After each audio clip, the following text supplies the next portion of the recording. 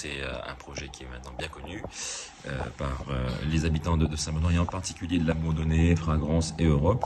Et il s'agissait de faire un point d'étape sur l'avancée des opérations et on constate qu'elles avancent. Et donc je suis très heureux de voir que le NPNRU de Saint-Benoît connaît un nouvel élan et aujourd'hui dans une étape où beaucoup d'opérations vont aussi être lancées, des chantiers, des travaux. Le NPNRU devient concret finalement.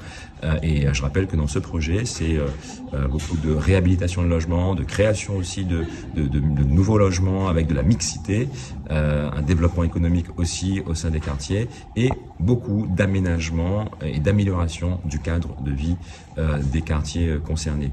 Et ce qui est important aussi de retenir, c'est qu'il y a eu de nouvelles opérations qui ont été identifiées avec notamment la création, la construction d'une nouvelle école de girofle sur le foncier qui se situe en face de l'ancien SCOR aujourd'hui, la création aussi d'une salle multi-activités et d'un city-stade à proximité toujours de cette nouvelle école de girofle et aussi la création d'un pôle culturel autour du théâtre des bambous, de la MJC et du BICIC, toujours sur un îlot situé au sein de girofle. Donc c'est la Bourdonnais, Europe et Fragrance.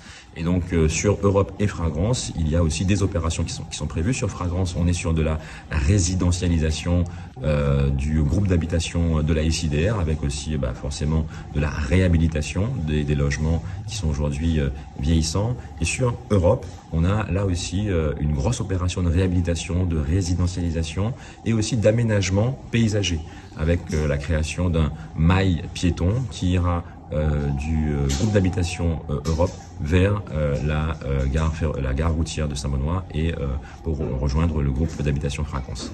Alors un projet de NPNRU c'est long évidemment, celui de Saint-Benoît a démarré en 2014, on est en 2025, on a commencé en tout cas les travaux en 2023 et ils vont s'étaler jusqu'en 2029.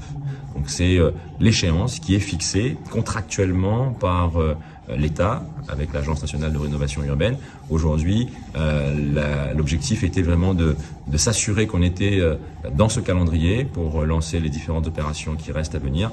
On y est et donc on va pouvoir avancer sur les secteurs concernés.